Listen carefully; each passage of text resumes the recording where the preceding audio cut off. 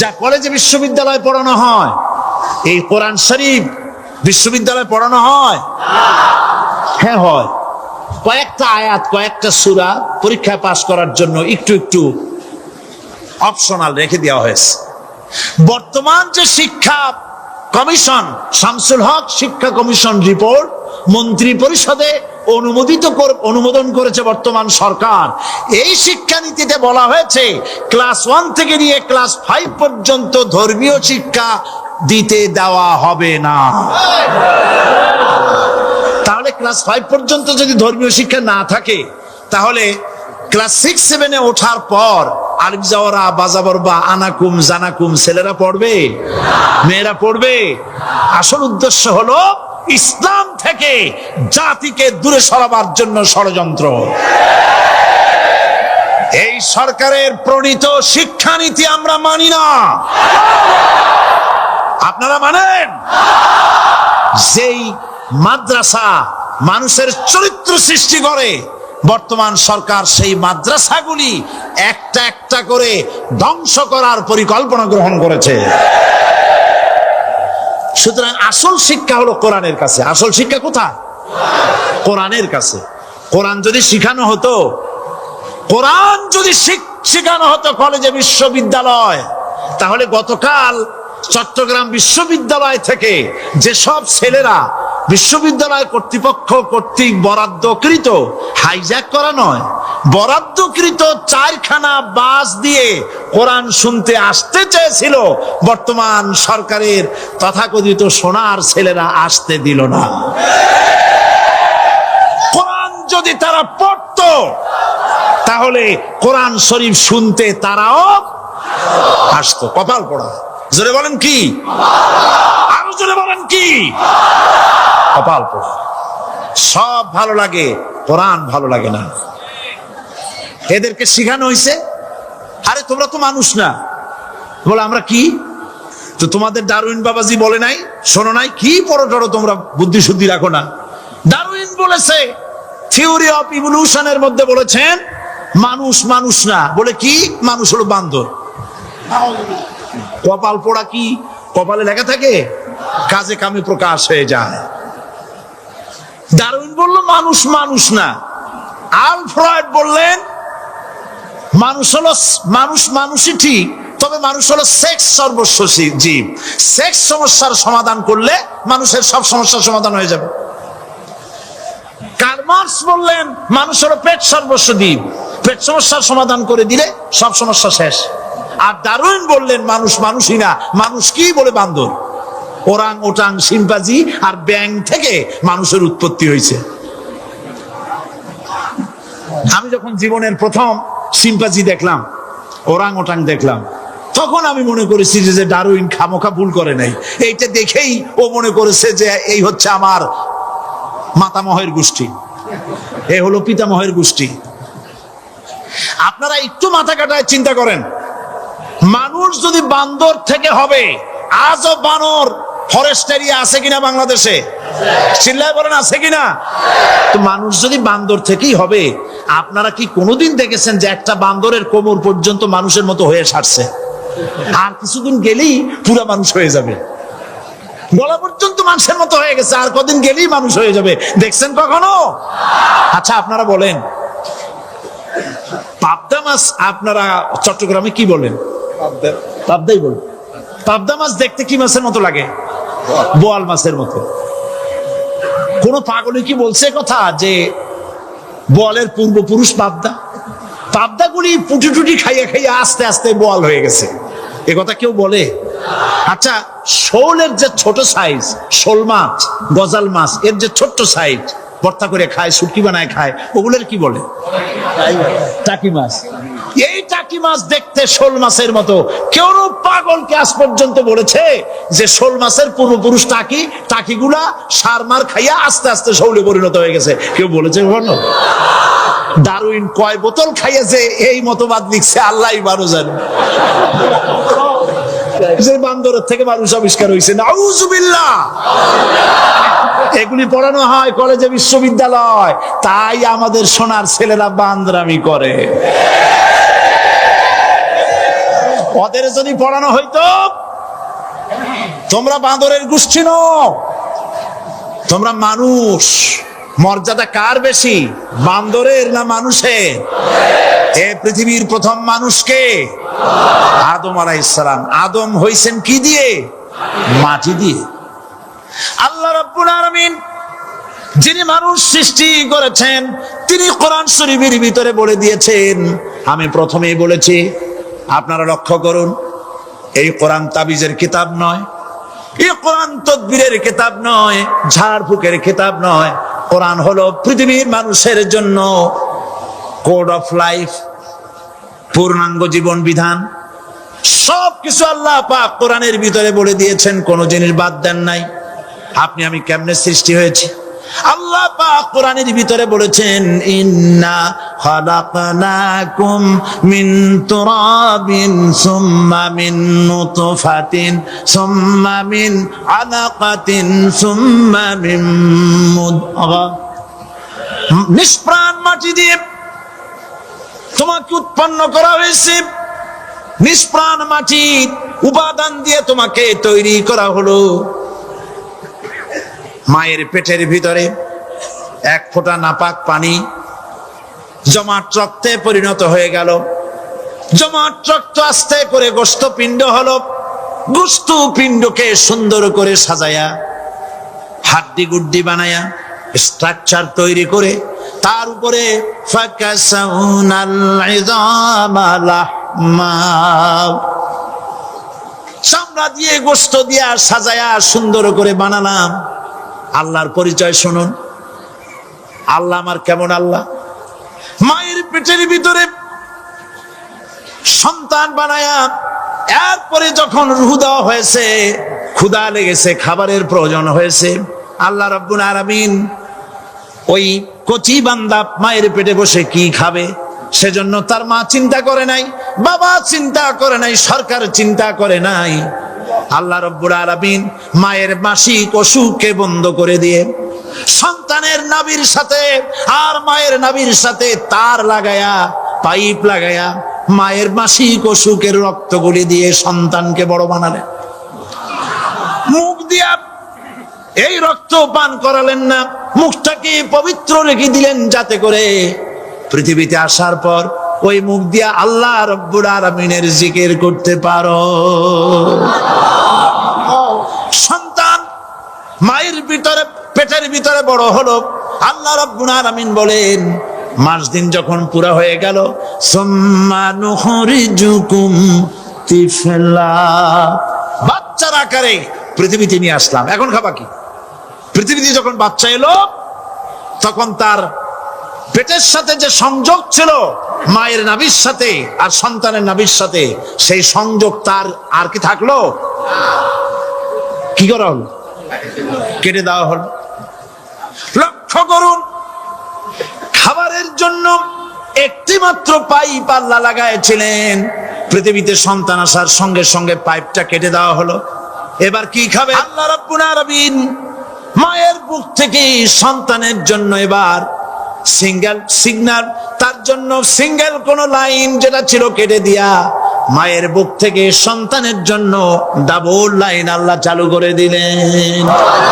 এমন দুধ বানায় দিলেন যা শুধু খাবার নয়, শুধু ফুড ভ্যালু নয়, এই দুধের ভিতরে ক্যালসিয়াম, এর মধ্যে ভিটামিন, এর মধ্যে আয়রন, এর মধ্যে মেডিসিন। দুনিয়ার এই সন্তান ছিল ফি কারারিন মাকিন, সুরক্ষিত জায়গার ভিতরে ছিল, কোনো পলিউশন সেখানে যেতে পারতো না, রোগের জার্ম সেখানে যেতে পারতো না।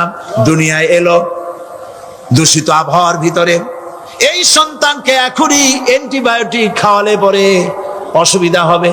আল্লাহ রাব্বুল আলামিন মায়ের দুধের ভিতরে ঔষধ দিয়া রোগের প্রতিষেধক বানায়া দিলেন। এ হলো আমার আল্লাহ। এ আমার কে? আল্লাহ। জোরে বলেন আল্লাহ। আল্লাহ।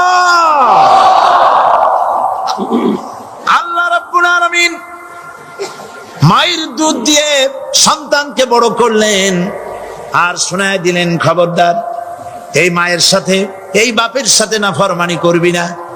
মা বাপের জন্য আমার কাছে দোয়া করবে, রব্বির হামহুমা কামা রাব্বায়ানি সগীরা।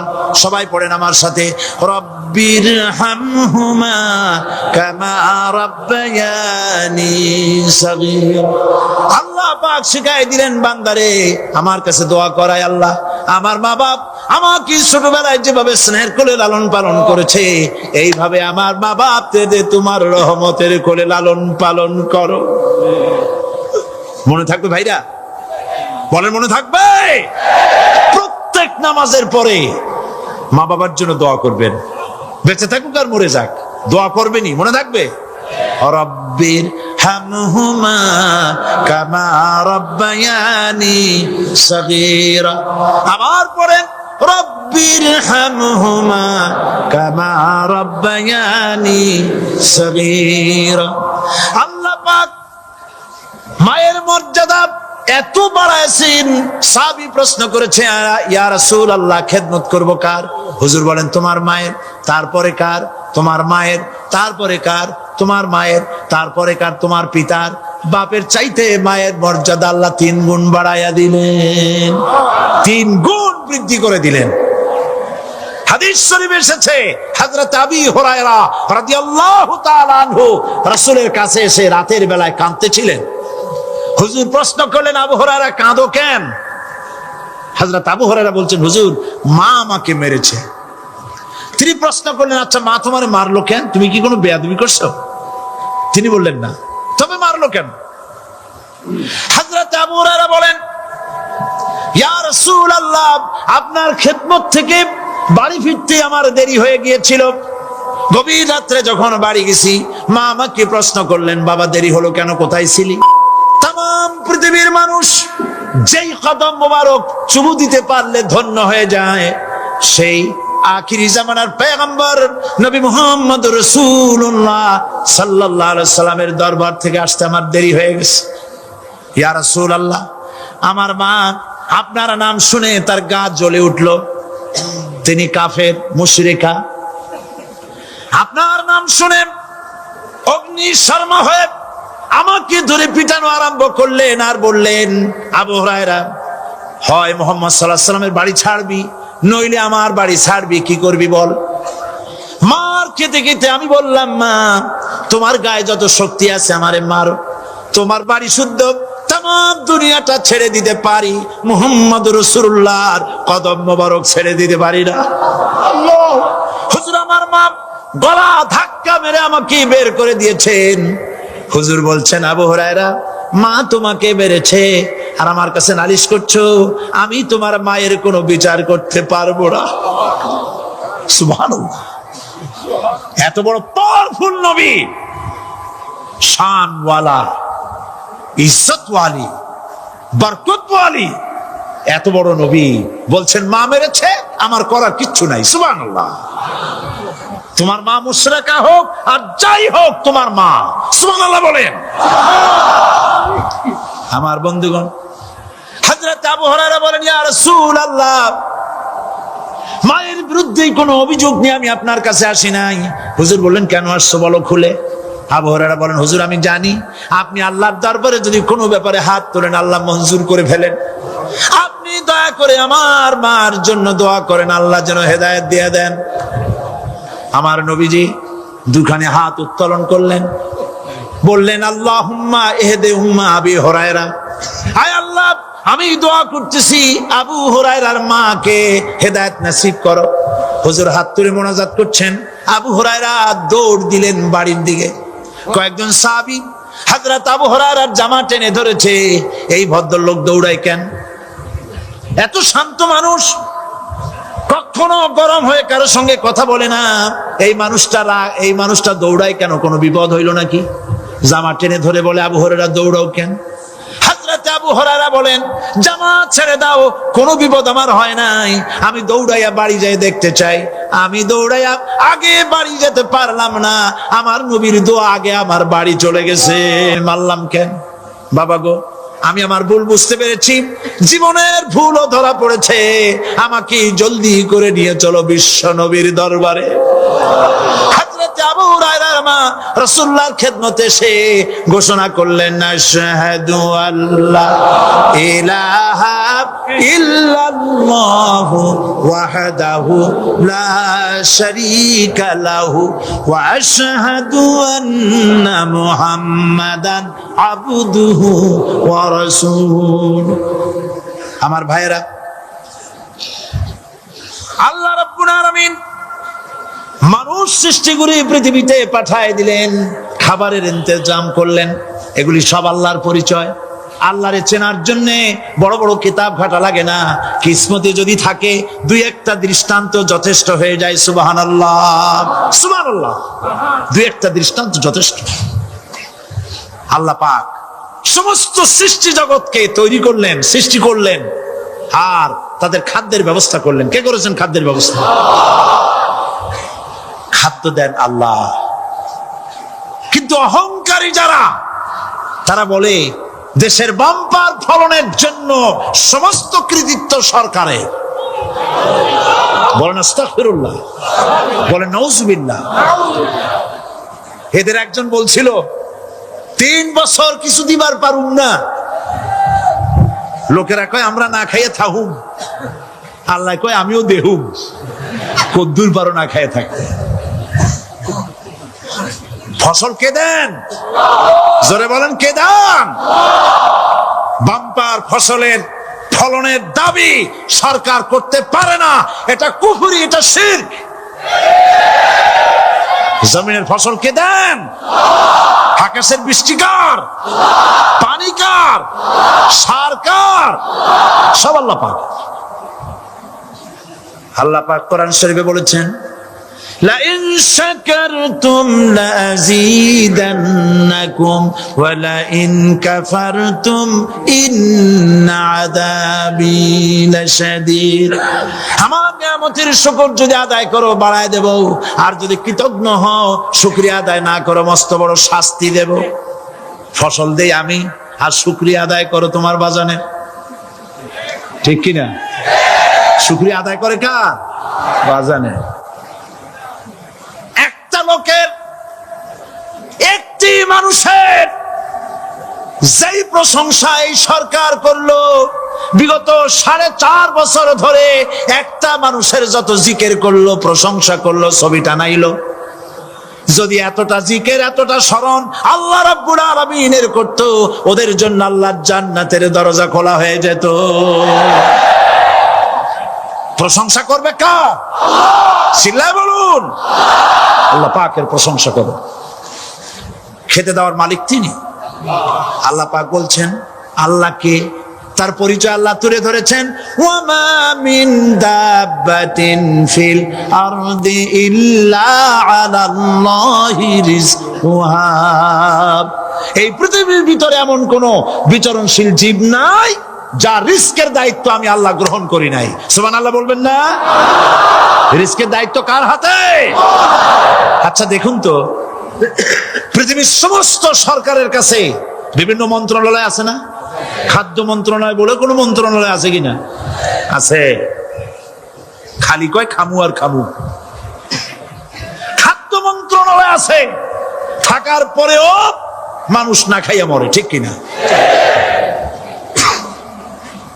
এবার একটু তাকান তো, জ্ঞানের চক্ষু দিয়া তাকান। ফরেস্ট এরিয়া বাঘ আছে কিনা? নাই। সিংহ আছে কিনা? গন্ডার আছে কিনা? হাতি আছে কিনা? বিশাল বিশাল প্রাণী আছে কিনা? জঙ্গলে ছোট্ট প্রাণী থেকে, পোকা থেকে শুরু করে গন্ডার পর্যন্ত, টুনটুনি পাখি দিয়ে শুরু করে ঈগল পাখি পর্যন্ত, নদীর ভিতরে ছোট্ট চুনো পুঁটি থেকে শুরু করে তিমি মাছ পর্যন্ত। প্রাণী তত্ত্ববিদরা বলেছেন, সমুদ্রের ভিতরে এমন এমন বড় বড় তিমি আছে যে একটা তিমির ওজন 5000 টন পর্যন্ত হয়ে যায়। 5000 টন তিমিটার ওজন। এর যখন বাচ্চা হয়, তখন বাচ্চার দৈনিক দুধ লাগে 50 থেকে 60 মণ পর্যন্ত। কে ব্যবস্থা করে? রুহান মান ফেরেশতা তো, ওর মা যেমন বাচ্চা তো সেরকম হবে, ঠিক কিনা? কে দেয় খাবার?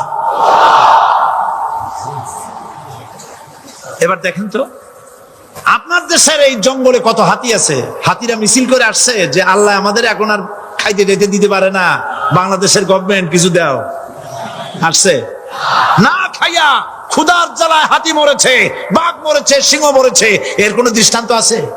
ক্ষুধার জ্বালায় আকাশের উড়ন্ত পাখিরা ছটফট করে মারা গেছে, দৃষ্টান্ত আছে? নদীর মাছেরা ক্ষুধার জ্বালায় ভেসে উঠেছে, না খাইয়া মরে গেছে, দৃষ্টান্ত আছে? মহান আল্লাহ রাব্বুল আলামিন কোরআন শরীফের ভিতরে বলেছেন অনেক প্রাণী এমন আছে যারা তাদের খাদ্যকে সঞ্চয় করে না, খাদ্যকে জমা করে না, আহরণ করে না। সকাল বেলায় একটা খাবার খেলো, দুপুরে কি খাবে তার জানা নাই। শকুন পৃথিবীর মাটি থেকে 3 মাইল উপরে ওড়ে, তার চোখকে আল্লাহ পাক এত তীক্ষ্ণ বানিয়ে দিয়েছেন, এই চট্টগ্রামের কোথায় মরা গরু আছে 3 মাইল উপর দিয়ে দেখতে পায়? সুবহানাল্লাহ করতে ইচ্ছা করে না। এই প্রাণীগুলি খাবারগুলি কোন গভর্নমেন্ট জোগাড় করে রাখে নাই, আল্লাহ পাক বলেন সবার খাবার আমি দেই। সকাল বেলায় সমস্ত প্রাণীগুলি, মহাশূন্যে পাখি, পানির ভিতরে মৎস্যরাজি, জঙ্গলের ভিতরে হিংস্র প্রাণী, পোকামাকড় থেকে শুরু করে সবগুলো খালি পেটে সব বেরিয়ে যায়, কারো কোনো খাবারের মজুদ নাই। সন্ধ্যা হতে না হতে সমস্ত প্রাণীগুলির পেট ভরাইয়া আমি আবার যার যার ঘরে বেরায় দেই। ওয়ামা মিন দাব্বাতিন ফিল আরদি ইল্লা আলাল্লাহি রিজকুহা। সমস্ত প্রাণীর রিজকের দায়িত্ব আমি আল্লাহর হাতে। কে দেয় রিজক? জোরে বলুন, কে দেন? আল্লাহ পাক। কি খাবেন সব আল্লাহ জোগাড় করে দিয়েছেন। তরি তরকারি জোগাড় করেছেন, মাছ জোগাড় করেছেন, চাউল দিয়েছেন, খাবার দিয়েছেন, গোশত দিয়েছেন, সব দিয়ে দিয়েছেন আল্লাহ রাব্বুল আলামিন। সমস্ত জিনিস দিয়ে মানুষকে আল্লাহ পাক তার জন্য আল্লাহ সব করেছেন। খালাকালাকুম মা ফিল আরদি জামিআ, এই পৃথিবীতে যা তৈরি করেছে সব তোমার জন্য। এ হচ্ছে আমার আল্লাহ, এ হচ্ছে আমার কে? আল্লাহ। সে আল্লাহ পাক বলছেন, আল্লাহর পরিচয় তিনি স্রষ্টা, তিনি রিজেক দাতা। এবার আইনদাতা কে? আইনদাতা কে? আরো জোরে বলুন। আইনদাতা আল্লাহ হচ্ছে আল্লাহর পরিচয়। ইনিল হুকমু ইল্লা লিল্লাহ আলা লাহুল খালকু ওয়াল আমর। সৃষ্টি যার, আইন চলবে তার। আমার দেশে আল্লাহর আইন চলছে? আমাদের দেশের কল কারখানা, ক্ষেত খামার, অফিস আদালত আল্লাহর আইন অনুযায়ী চলে? চলে না। বরং আল্লাহর আইনকে মুছে ফেলার জন্য, নিজেদের আইন সৃষ্টি করার জন্য প্রচেষ্টা চালানো হচ্ছে। আল্লাহর আইন মানুষের জন্য সব থেকে বেশি উপযোগী, কারণ সৃষ্টি করেছেন কে? বলেন, কে করেছেন? আল্লাহ। প্রত্যেকটি মেশিন আপনি যা কিনবেন, রেডিও হোক, টিভি হোক, যে কোনো যন্ত্র হোক, গাড়ি হোক, তার সাথে একটা লিটারেচার, একটা বই তার সঙ্গে দিয়ে দেওয়া হয়। ওই বইয়ের মধ্যে লেখা থাকে এটা কিভাবে চালানো হবে, অপারেট করা হবে, তার সিস্টেম লেখা থাকে। আপনার ইচ্ছা মতো চালাইলে হবে না। এই মানব গোষ্ঠীকে সৃষ্টি করেছেন। এখন আপনি যদি আপনার আইন মতো চালান, তা কি চলবে? চলবে না। আপনি আপনার আইন মতো চালাচ্ছেন, ভালোভাবে চলতেছে? চলতেছে না। স্বরাষ্ট্রমন্ত্রী বলতেছেন সন্ত্রাসীদেরকে মাটির তলা থেকে খুঁজে বের করা হবে, কিন্তু নাকের উপর দিয়ে ব্রিফকেস চুরি হয়ে যায়, উনি তা ধরতে পারেন না। এই হলো আইন। অনাবরত খুন হচ্ছে, অনাবরত সন্ত্রাসী তৎপরতা চলছে। আর ওনারা বলছেন আগের থেকে এগুলি চলে আসছে, একজনের খুনের বিচার না হইলে এরকম খুন তো হইতেই থাকবে। তাহলে খুনকে, হত্যাকে, সন্ত্রাসকে সরকার জাস্টিফাইড করছেন। নাউযুবিল্লাহি মিন যালিক। এই জন্য আইন হতে হবে আল্লাহ, আইন হতে হবে কার? চিল্লায় বলেন আল্লাহ পাকের আইন হতে হবে। আমি একদিন পার্লামেন্টে বলেছিলাম, আমার দেশের নেতা নেত্রীরা বারবার হজ করতে যান, উমরা করতে যান, সেখান থেকে আসার সময় কি আনেন? আতর, পাথর, সুরমা আর ফুরমা, এই কিছু নিয়ে আসলেন। কিন্তু আমি বলেছি, আপনারা কি কিছু চোখে দেখেন না? পার্লামেন্টে এইভাবে বক্তৃতা করেছে, কিছু চোখে দেখেন না? আমি প্রশ্ন করে আমি আবার জবাব দিচ্ছি, আপনারা যারা হজ করতে যান, উমরা করতে যান, হজের কথাই ধরি, এই হজ করতে যখন যান তখন মুজদালিফায় একটা রাত কাটাইতে হয়। সেটা কোন দিন? ইয়াউমে আরাফার পরের দিন। এই মাঠে দালান কোঠা আছে, এখানে বেড়া আছে, শামিয়ানা আছে, পর্দা আছে, তাবু আছে, কিচ্ছু নাই। লক্ষ লক্ষ নারী আর পুরুষ পাশাপাশি শুয়ে থাকে, তাও সুবহানাল্লাহ কইতে ইচ্ছা করে না। সারা রাত জনে জনে পুলিশ পাহারাদার নাই। কিরকম মেয়ে এলো, চাঁদের সৌন্দর্য হার মানায় দিতে পারে এরকম সুন্দরী, এরকম সুন্দরী নারী, সুদর্শন পুরুষ পাশাপাশি রাস্তার ধারে মরুভূমির ভিতরে সারা রাত কাটাচ্ছে। ইয়াউমে আরাফার পরের রাতটা একটা রাত পুরা। এভাবে চলতেছে বছরের পর বছর, শতাব্দীর পর শতাব্দী, সহস্রাব্দীর পরে সহস্রাব্দী। আমি প্রশ্ন করি, পৃথিবীর ইতিহাসে কেউ কি এমন কথা বলতে পেরেছে, লিখতে পেরেছে যে মুজদালিফার রাতে সেখান থেকে 10টা নারী হাইজ্যাক হয়েছে, 5টা নারী লাঞ্ছিত হয়েছে? বলতে পারবে? গভীর রাত্রে পুরুষ সঙ্গী ছাড়া সুন্দরী রমণী, যুবতী রমণী একাকিনী নিজের ঘর ছেড়ে আল্লাহর ঘরে তাওয়াফ করতে আসে। তাওয়াফ সেরে তাহাজ্জুদের নামাজ পড়ে আল্লাহর কাছে মোনাজাত করে একা একা হাজার হাজার লাখো পুরুষের ভিতর থেকে আপন ঘরে ফিরে যায়। কারো বাবার হিম্মত নাই একবার তাকায়ছে তো রূপ উপভোগ করার জন্য, আবার তাকায়, অথবা তার আঁচল ধরে টান মারে। আছে ইতিহাস? কথা কন না কেন? সুন্দরী একটা মাইয়া মক্কা থেকে মদিনা থেকে পাওয়া যায় না, 15 দিন হয়ে গেছে। হয়েছে কখনো? এবার জবাব দেন, কেন হয় না? কেন হয় না? আমার দেশের মেয়েরা রাস্তা দিয়ে হাঁটতে পারে না। হাই স্কুল মেয়েদের, হাই স্কুল মেয়েদের কলেজ যখন ছুটি হয়, তথাকথিত সোনার ছেলেরা গেটের সামনে এতিমের মতো কাড়ায় থাকে। অনবরত হাইজ্যাক হচ্ছে, ধর্ষণের সেঞ্চুরি হচ্ছে। আর ওখানে হয় না কেন? ওখানে হয় না এই কারণে, এই কোরআনের আইন আল্লাহ রাব্বুল আলামিন যে আইন দিয়েছেন, ওখানে আইন বলবৎ আছে। আছে নাকি? আছে কিনা? কোন পুরুষ কোন নারীকে ধর্ষণ করেছে যদি প্রমাণিত হয়, সে যদি ফাহাদের ছেলে হয় আর ফাহাদের মেয়ে হয়, কোরআনের শাস্তি হলো পাথর মেরে উড়াইয়া দাও। তাকে জানিয়ে দেওয়া হবে রেডিও টিভির মাধ্যমে, জেনাকারের ব্যভিচারীর শাস্তি হবে। চতুর্দিকে হাজারো লোকেরা দাঁড়াবে, হাতে পাথর নিয়ে, পাথর মেরে তাকে তার গোশত হাড্ডি বাতাসের সাথে উড়ায় দেবে। একজন মানুষ আর একজন মানুষকে খুন করলো, এই আসামি ধরা পড়ে গেল, কোরআনের শাস্তি হলো যখন ধরা পড়বে প্রমাণিত হবে যেমন ভাবে হত্যা করেছে পরেও হত্যা করো। এই দৃশ্য, এই আইন যদি বাংলাদেশে যদি এই আইন চালু হয়ে যেত, খুনের আসামি ধরা পড়েছে জেনার আসামি, প্রকাশ্য ময়দানে এলো, সাক্ষী প্রমাণে কোর্টে প্রমাণিত হলো সত্যি সে খুনি।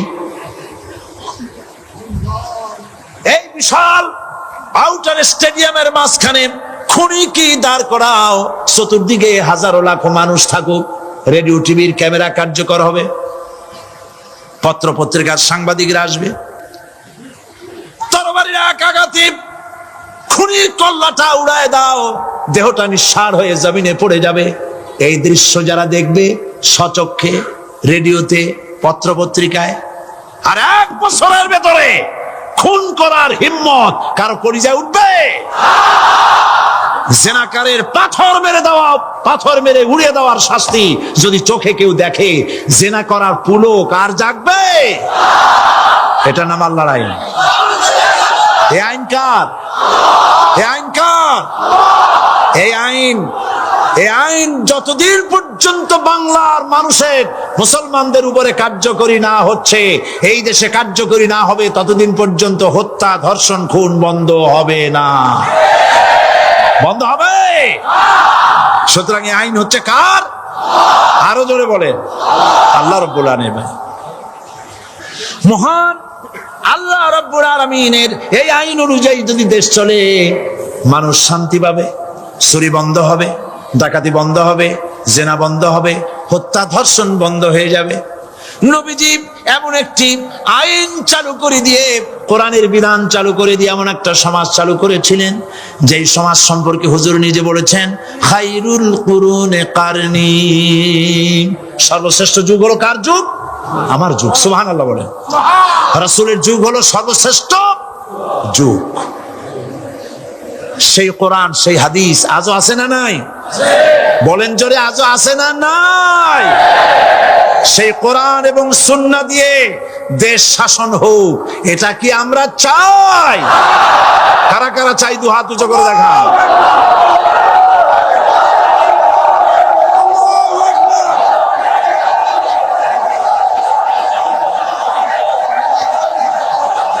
আরে ভাই, আপনারা দাঁড়ায় গেলেন কেন? বসেন বসেন। আমি তো একটা স্লোগান দিতে বললাম, হাত দেখতে চাইছি আমি, মাথা দেখতে চাই নাই। এই সুযোগে কোমরটা সোজা করে নিলেন। জনগণ আলহামদুলিল্লাহ। আগামীকাল এ মাহফিলের আখেরি মোনাজাত হবে ইনশাআল্লাহ। বলেন ইনশাআল্লাহ। আমি আন্তরিকভাবে দুঃখিত, প্রতি বছর আমার মা বোনদের জন্য, চট্টগ্রামবাসী আমার মা বোনদের জন্য আলাদাভাবে তাদের প্রশ্নের উত্তর দেই এবং তাদের সামনে কোরআন হাদিসের কথা আলাদাভাবে বলি। এবছর দিন কম হয়ে গেল বলে মহিলারা, মা বোনেরা বঞ্চিতা হয়ে গেলেন। শিশু কিশোরদের জন্য আলাদাভাবে সমাবেশ করা হয়, তাও বঞ্চিত হয়ে গেল। এই বিশাল তাফসীরুল কোরআন মাহফিলের বরকত থেকে চিটাগংবাসীকে যারা বঞ্চিত করলো, আল্লাহ তাদের হেদায়েত নসিব করে দিয়ে। যদি হৃদয় থাকে, যদি হৃদয় বলে কিছু থাকে, বিবেক বলে যদি কিছু থাকে, আর শরীর যদি মুসলমানের পিওর রক্ত থাকে, তাহলে বাড়ি বসে অনুশোচনা করা উচিত, চোখের পানি ফেলানো উচিত ওই সব লোকের যারা এই বরকতপূর্ণ মাহফিলকে বাধা দিয়েছে। আর যাদের কলজের মধ্যে আল্লাহ মোহর মেরে দিয়েছে, এগুলোর তো হেদায়েত হবে না। যাদেরকে আল্লাহ পাক তৈরি করেছেন জাহান্নামের জন্য, ওদের কাছে মাহফিল অসহ্য, সহ্যই হবে না। নাউজুবিল্লাহ বলেন। চট্টগ্রামবাসীর জন্য তাফসীরুল কোরআন মাহফিল নিয়ামত। এই নিয়ামত কিয়ামত পর্যন্ত আল্লাহ টিকায় রাখুন, বলি আমিন।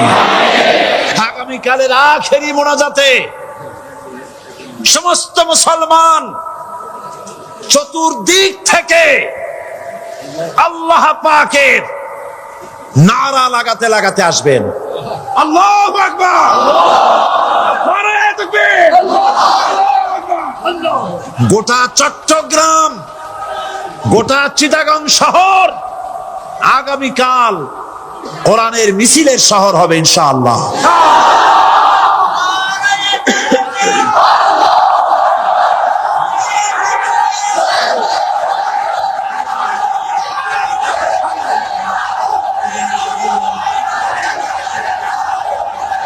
সকল ধন এবং সম্পদের মূল মালিক হচ্ছেন আল্লাহ পাক। সমস্ত ধন সম্পদের মালিক কে? আল্লাহ সুবহানাহু ওয়া তাআলা। কোরআনে কারীম বলছে, লিল্লাহি মা ফিস সামাওয়াতি ওয়া মা ফিল আরদ। আকাশ এবং জমিনের ভিতরে যা কিছু আছে সব কিছুর মালিকানা কার? জোরে বলেন কার? আল্লাহ রাব্বুল আলামিন হচ্ছেন এর একচ্ছত্র মালিক। সুতরাং বান্দাদের কাছে কিছুদিনের জন্য এগুলিকে আমানত রাখা হয়েছে। আমাদের ঘর আছে, বাড়ি আছে, ব্যবসা আছে, বাণিজ্য আছে, জায়গা আছে, জমিন আছে, গরু আছে, বাছুর আছে, এই সবগুলি কিছুদিনের জন্য আমাদের কাছে কি রাখা হয়েছে? আমানত। আমানতের মাল আপনি আপনার ইচ্ছা মতো খরচ করতে পারবেন না। আমানতের মাল কি ইচ্ছা মতো খরচ করা যায়? যায় না। আমানতের মালকে খরচ করতে হলে মূল মালিকের ইচ্ছা অনুযায়ী খরচ করতে হবে। মূল মালিককে আল্লাহ রাব্বুল আলামিন বলছেন, ইন্নাল্লাহা আশতারা মিনাল মুমিনিনা আনফুসাহুম ওয়া আমওয়ালাহুম বিআন্না লাহুমুল জান্নাহ। আমি আমার মুমিনের জান এবং মালকে খরিদ করে নিয়েছি, বিনিময় জান্নাত দিয়ে দিয়েছি। তোমার কাছে যে জান আছে, মাল আছে, এটা তোমার নয়, এটা আমার আমানত তোমার কাছে। সুতরাং এই আমানত খরচ করতে হবে মূল মালিকের ইচ্ছা অনুযায়ী। সমাজের এক শ্রেণীর লোক প্রচুর বিত্তের মালিক হবে, সমাজের এক শ্রেণীর লোক প্রচুর বিত্ত এবং সম্পদের মালিক হয়ে ভোগ বিলাসের আনন্দের স্রোতে ভেসে যেতে থাকবে, নিজেকে ভাসিয়ে দেবে। আর এক শ্রেণীর লোক অনাহারে অর্ধাহারে কষ্ট করবে। এ বিধান ইসলামের নয়।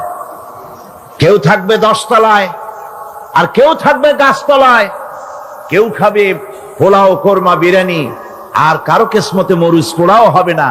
এ বিধান আল্লাহর নয়।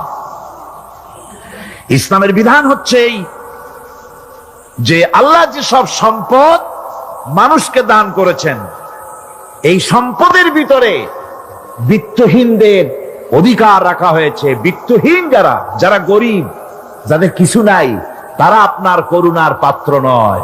কি বলেন? তারা কি ধনীদের করুণার পাত্র? কোরআনে কারিমে আল্লাহ বলেন, ওয়াল্লাযীনা ফী আমওয়ালিহিম হাক্কুল লিস-সাইলি ওয়াল মাহরুম। ধনীদের সম্পদের ভেতরে গরিবদের, বিত্তহীনদের অধিকার রয়েছে। সে অধিকার আদায় করে দাও। দান করা এমনি দিয়ে দাও এক জিনিস। গরিবদেরকে, বিত্তহীনদেরকে ইসলাম করুণার পাত্র বানায় নাই, বলেছে অধিকার। অধিকারটা বড় মজবুত কথা, এ কথার লোড আছে, ওয়েট আছে। আপনার আমার সম্পদের, অর্থাৎ যাদের বিত্ত আছে, বিত্ত সম্পদওয়ালা সম্পদশালী লোকেদের সম্পদের ভেতরে গরিবদের অধিকার রয়ে গেছে। সে অধিকার আদায় করতে হবে। ইসলাম সকল মানুষের দারিদ্র্য দূর করে বেঁচে থাকার মৌলিক অধিকার প্রতিষ্ঠিত করেছে। রাসূল করিম সাল্লাল্লাহু আলাইহি ওয়াসাল্লাম বলেছেন, লাইসা লি ইবনি আদম হাক্কুন সিওয়া হাযিহিল খিসাল, বাইতুন ইয়াসকুনুহু ওয়া সাওবুন ইউআরি আওরাতাহু ওয়া জালফাল খুবজি ওয়াল মা। আখরাজাহু তিরমিজি। তিরমিজি শরীফের হাদিসের ভেতরে এসেছে, রাসূল করিম সাল্লাল্লাহু আলাইহি ওয়াসাল্লাম বলেছেন, প্রত্যেকটি বনি আদমের তার বাস করার জন্য একটা গৃহ, এবং লজ্জা ঢাকার জন্য, শীত নিবারণের জন্য তার বস্ত্র, আর ক্ষুধা মিটাবার জন্য তার পানি আর রুটি ইত্যাদির ব্যবস্থা করতে হবে। চাই সে মুসলমান হোক, আর হিন্দু হোক, আর খ্রিস্টান হোক। বনি আদম, আদমের সন্তান যে মানুষ, যে তার এই অধিকার ইসলাম প্রতিষ্ঠিত করেছে। আজ বলা হচ্ছে খাদ্য, বস্ত্র, বাসস্থান সমাধান দেবে অমুকরা তমুকরা, এরকমের স্লোগান হয় না? ওরা দিতে পারবে না, ওরা দিতে পারে নাই। খাদ্য, বস্ত্র, শিক্ষা, চিকিৎসা, বাসস্থানের গ্যারান্টি দিয়েছে কোরআন, দিয়েছে আল্লাহ রসুল জনাব মুহাম্মদ রাসূলুল্লাহ সাল্লাল্লাহু আলাইহি ওয়াসাল্লাম। ইসলাম অর্থনৈতিক নিরাপত্তার জন্য যে সব পন্থা অবলম্বন করেছে, সেটা হচ্ছে যে সমাজের কর্মক্ষম সকল ব্যক্তি রুজির জন্য পরিশ্রম করবে, কেউ বসে থাকতে পারবে না। এটা হচ্ছে ইসলামের নিয়ম, কেউ বসে থাকতে পারবে না। কোরআনে কারীম বলছে, ফাইদা কুদিয়াতিস সালাতু ফান্তাশিরু ফিল আরদ ওয়াবতাগু মিন ফাদলিল্লাহ। ফাইদা কুদিয়াতিস সালাত, যখন তোমার নামাজ সম্পূর্ণ হয়ে গেল, ফান্তাশিরু ফিল আরদ, ছড়িয়ে পড়ো আমার জমিনের উপরে, ওয়াবতাগু মিন ফাদলিল্লাহ, আর আমার অনুগ্রহ অনুসন্ধান করো। রুজি কামানো কোনো খারাপ জিনিস না। কেউ মনে করে সারাদিন বসে বসে আল্লাহর জিকির করব, কেউ দুনিয়াটারে ঝামেলা মনে করে জঙ্গলে চলে যেতে চায়। এটা নিয়ম না। আপনি বসে থাকতে পারবেন না, আপনাকে কাজ করতে হবে। রুজি কামাই করাটাকে কোরআনে কারিমে এতটা সম্মান দিয়েছে, যেটাকে ফদলুল্লাহ বলা হয়েছে। ফদলুল্লাহ, এটা আল্লাহর অনুগ্রহ। সুবহানাল্লাহ বলেন। এটাকে ফদলুল্লাহ বলা হয়েছে, এটা জিনাতুল্লাহ বলা হয়েছে। আপনি যে কাপড় চোপড় ব্যবহার করেন, এই কাপড় চোপড়ের ব্যাপারে আল্লাহ পাক প্রশংসা করেছেন, কাপড় চোপড় সুন্দর পড়তে বলেছেন। তারপরে রুজি রোজগার হালাল করতে বলা হয়েছে, এবং রুজি কামাবার ব্যাপারে হালাল ভাবে রুজি কামাবার জন্য ইন্সপিরেশন দেওয়া হয়েছে কোরআন এবং হাদিসে। রাসূল করিম সাল্লাল্লাহু আলাইহি সাল্লাম বলেছেন, আল কাসিবু হাবিবুল্লাহ, সহস্তে যে উপার্জন করে সে আল্লাহর বন্ধু। যে ব্যক্তি ঠেলা গাড়ি চালায়, কুলি মজুর, রিক্সা চালায়, নিন্দা নাই, তাকে নিন্দা করা যাবে না। রিক্সাওয়ালাও একটা গুরুত্বপূর্ণ দায়িত্ব পালন করছে। কুমার, কামার, তাঁতি, জেলে, ধোপা, নাপিত সবাই কাজ করছে। প্রত্যেক কাজের সম্মান ইসলাম দেয়। সুবহানাল্লাহ কোন। সমস্ত কাজের সম্মান আছে, শুধুমাত্র সম্মান নাই চুরির কাজের, ডাকাতির কাজের, সন্ত্রাসের কাজের, চাঁদাবাজির কাজের, মাস্তানির কাজের। এই সব কাজ নিন্দনীয় এবং এই সব কাজ নিতান্ত বাজে কাজ। এ কাজের কোনো সম্মান নাই। সম্মান হচ্ছে নিজের হাতে কামাই করে সারা দিনে এক মুঠো খাবারও যদি খান, আপনার খাবারের চাইতে হালাল খাবার কারো হতে পারে না। আল্লাহর বন্ধু সোজা কথা না। আল কাসিবু হাবিবুল্লাহ, সহস্ত উপার্জনের এত বরকত। সেজন্য অর্থনৈতিক নিরাপত্তার জন্য সমাজের প্রত্যেকটি কর্মক্ষম লোককে কাজ করতে হবে। কি করতে হবে? নামাজ পড়া হয়ে গেছে, এখন আর বসে থাকা চলবে না। নেমে পড়ুন কাজের জন্য, আল্লাহর অনুগ্রহ অনুসন্ধান করুন। এরপরে আল্লাহ পাক বলছেন, আমার অনুগ্রহ রুজি কামাও, আর রুজি কামাবার সময় আযকুরুল্লাহ যিকরান কাসীরা লাআল্লাকুম তুফলিহুন। আর জিকির করবা আমার বেশি, আমার জিকির করবা।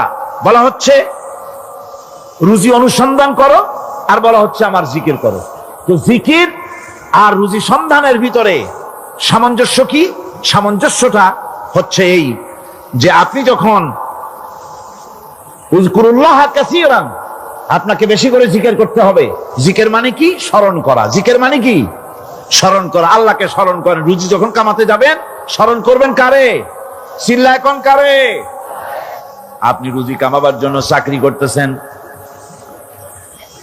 অফিসে বসে যদি আল্লাহ রাব্বুল আলামিন আপনার স্মরণে থাকে, তাহলে ঘুষ খাওয়া আপনার জন্য সম্ভব হবে না। কথা ঠিক কিনা? আল্লাহ পাক বলছেন, রুজি কামাবার জন্য তুমি যে পরিশ্রম করবে, ওই পরিশ্রমের সময় বেশি বেশি জিকির করো, আমারে স্মরণ রাখো। অফিসে বসে যখন তুমি কাজ করবে, আমি যদি স্মরণে থাকি, তাহলে তুমি ঘুষ খাইতে পারবা না। তুমি জমিন চাষ করবে, জমিন চাষ করার সময় আমি যদি তোমার স্মরণে থাকি, জমিনের আইল ঠেলা তোমার পক্ষে সম্ভব হবে না। যত রকমের রুজির রোজগারের পথ আছে, আমাকে স্মরণ করো, খারাপ পথ থেকে বাঁচো, হালাল ভাবে রুজি কামাও, হালাল রুজির ভিতরে আল্লাহ রব্বুল আলামিন বরকত দিয়ে দিবেন। আর কাজ করার জন্য বলা হয়েছে। রাসূল করিম সাল্লাল্লাহু আলাইহি ওয়াসাল্লাম বলেছেন, ইজা সাল্লাইতুমুল ফাজরা ফালা তানুমু আন তালবি আরযাকিকুম। ফজরের নামাজ পড়া হয়ে গেছে, ঘুমায়ও না। আমাদের একটা আম অভ্যাস হয়ে গেছে ফজরের নামাজ পড়ে ঘুমানো। হাদিস শরীফে বলা হচ্ছে, ফজরের নামাজ পড়া হয়ে গেছে, ঘুমায়ও না। রুজি তালাশ করো, রিজিক তালাশ করো, নিজের সাহায্য করো, অন্যকে সাহায্য করো, নিজের সংসারের জন্য কাজ করো, অন্যের জন্যও করো। হালাল ভাবে রুজি কামাই করে বউকে একটা ব্লাউজ কিনে দিয়েছেন, একটা শাড়ি কিনে দিয়েছেন, বাচ্চাকে ক্লাসের বই কিনে দিয়েছেন, বাজার থেকে মাছ তরিতরকারি কিনে। অক্ষম ব্যক্তিদেরকে সহযোগিতা করবে, যারা নাকি উপার্জন করতে পারে না, ওই জাতীয় লোকদেরকে তারা সহযোগিতা করবে। ওয়াকফুলু গানিয়ুহুম ফাকিরাহুম, সেই সমাজের যারা নাকি সামর্থ্যবান তারা রোজগার করবে এবং গরিবদেরকে সহযোগিতা করবে। আল্লাহর নবী বলেছেন, সে ব্যক্তি মুমিন নয়, সে ব্যক্তি মুমিন নয়, সেই ব্যক্তি মুমিন নয়। সাহাবায়ে কিরাম হতচকিত হয়ে উঠলেন, প্রশ্ন করলেন, নবীজি কোন ব্যক্তি মুমিন নয়? আল্লাহর নবী বলেন, যেই ব্যক্তি পেট পুরে আরাম করে ঘুমায় গেল এ কথা জানার পর, যে তার প্রতিবেশী না খেয়ে শুয়ে আছে, ক্ষুধার যন্ত্রণায় কাতরাচ্ছে, এ কথা জানার পরে যেই মুসলমান ব্যক্তি আরাম করে পেট ভরে খেয়ে ঘুমায়, সে কখনো মুমিনের দাবি করতে পারে না, মুমিন হতে পারে না। কত বড় কথা! ইসলাম মানুষকে তাগিদ করেছে তার প্রতিবেশীর উপরে লক্ষ্য রাখার জন্য, তার প্রতিবেশীকে লক্ষ্য রাখার জন্য, গরিব মানুষের প্রতি লক্ষ্য রাখার জন্য। রাসূল করিম সাল্লাল্লাহু আলাইহি ওয়াসাল্লাম বলছেন, আইয়ু রাজুলিন মাতা দিয়ান বাইনা আগনিয়ায়ে ফাকাদ বারিয়াত মিনহুম জিম্মাতুল্লাহি ওয়া রাসূলিহি। আল্লাহর নবী বলেন, কোন ধনী ব্যক্তিদের মাঝে কোন গরিব প্রতিবেশী যদি না খেয়ে মারা যায়, তাহলে ওই এলাকার বিত্তশালী লোকদের সাথে আল্লাহর সমস্ত সম্পর্ক, রসুলের সব সম্পর্ক ছিন্ন হয়ে যায়। কে বলতে পেরেছে এত বড় কথা? মানুষের অর্থনৈতিক নিরাপত্তার জন্য কত বড় কথা বলেছে ইসলাম, বলেছে বিশ্বনবী জনাবে মুহাম্মদ রাসূলুল্লাহ সাল্লাল্লাহু আলাইহি ওয়াসাল্লাম। আল্লাহ রাব্বুল আলামিন বলেন, ধনীদের হাতে যেন সম্পদগুলি পুঞ্জীভূত হয়ে না যায়, কাইলা ইয়াকুনা দুলাতাম বাইনাল আগনিয়াই মিনকুম। তোমাদের ধনীদের হাতে যেন সম্পদগুলি, সমাজের সম্পদগুলি যেন পুঞ্জীভূত না হয়, সেগুলি বরং ছড়িয়ে আস্তে করে যেন সমস্ত গরিব যেন সাধারণের কাছে যেতে পারে, সে ব্যবস্থা করতে হবে। যাকাত প্রদানের মাধ্যমে ধনীদের কাছ থেকে নিয়ে গরিবদেরকে দিয়ে দিতে হবে। আর বুখারী শরীফের সারা ফাথুল বারীতে হাফেজ ইবনে হাজার আসকালানী রাহিমাহুল্লাহ তিনি বলেছেন, যাকাত যদি ধনীরা না দেয়, যদি কেউ দিতে বাধা দেয়, ফামানিমতানা উখিযাত বিহি কাহরান, যদি যাকাত না দেয় জবরদস্তি করে যাকাত আদায় করে নিবে গভর্নমেন্ট। যাকাত দিতেই হবে। মুনকিরিন যাকাত, যারা যাকাত দিতে অস্বীকার করেছিল, হযরতে সিদ্দিক আকবর, হযরতে আবু বকর সিদ্দিক রাদিয়াল্লাহু তাআলা আনহু, তিনি তাদের সম্পর্কে বলেছিলেন, ওয়াল্লাহি লাউ কাতিলান্না মান ফাররাকা বাইনাস সালাতি ওয়াজ যাকাত, অবশ্যই আমি ওই সম্প্রদায়ের লোকের বিরুদ্ধে যুদ্ধ ঘোষণা করব যারা নামাজ আর যাকাতের মধ্যে পার্থক্য সূচিত করবে। যারা নামাজ তো পড়বে কিন্তু যাকাত দিবে না সরকারের কাছে, যাকাত আদায় করবে না, তাদের বিরুদ্ধে যুদ্ধ ঘোষণা করব। ইসলামী সরকার যদি প্রতিষ্ঠিত হয়, তাহলে এই যাকাত আদায় করা হবে। যাকাত কেউ নিয়ে বসে থাকতে পারবে না, যাকাত আদায় করা হবে। আমাদের দেশে নিয়ম মাফিক যদি যাকাত আদায় করা হতো, এই দেশ যদি ইসলামী গভর্নমেন্ট হতো, আল্লাহ যেন দয়া করে করে দেন, কন্যা আমিন। আল্লাহ পাক যদি দয়া করে দেশটার ইসলামী রাষ্ট্র বানায় দেন, তাহলে যাকাত তো আদায় করে নেওয়া হবে, জাকাত দিতে আপনি বাধ্য, গরিব মানুষ থাকবে না। এখনো বাংলাদেশের নিয়ম মাফিক যদি জাকাত আদায় করা হয়, নিয়ম মাফিক মানে সোনার জাকাত, রূপার জাকাত, নগদ ক্যাশের জাকাত, ফসলের ওষুধ সঠিকভাবে যদি আদায় করা হয়, তো একেবারে কম করে হলেও 1000 কোটি টাকা জাকাতের টাকা কালেকশন হতে পারে। এটা কি কম কথা? 1000 কোটি টাকা, এই টাকা আদায় করা হচ্ছে না। এই টাকা আদায় না করার কারণে যে শূন্যতার সৃষ্টি হচ্ছে, এই ভ্যাকুয়ামকে পূর্ণ করার জন্য এগিয়ে এসেছে 7 সমুদ্র 13 নদীর উপর থেকে এনজিওরা। এনজিওরা এসে আমাদের দেশে, সব এনজিও খারাপ আমি তা বলি না, বহু এনজিও আছে যারা এদেশের উন্নয়নের, আর্থসামাজিক উন্নয়নের জন্য তারা প্রচেষ্টা করছে, রাস্তাঘাট, স্কুল কলেজ, চিকিৎসা ইত্যাদির দিকে কাজ করছে। যতগুলি এনজিও আমাদের দেশে আছে তার ভিতরে 52টা এনজিও গোনা বাছা যারা ইসলামের প্রকাশ্য দুশমন, আর এর শীর্ষস্থানে আছে ব্র্যাক। এই এনজিও গুলি তারা আমাদের দেশে এসে সুদি কারবার শুরু করেছে, উঠাবার জায়গা নাই। কথাটাই ঠিক কিনা? কেউ তো শত শত কোটি টাকা, কত কোটি টাকা যে আছে তা হিসাব করে মাসখানেক লাগবে, গুনিয়া খুলাইতে পারবে না। আর কারো তো একটা ট্যাবলেট কেনার পয়সা নাই। সুতরাং আমার দেশে যেভাবে গরিব বলা হয় আক্ষরিক অর্থে ওইভাবে আমার দেশ গরিব নয়।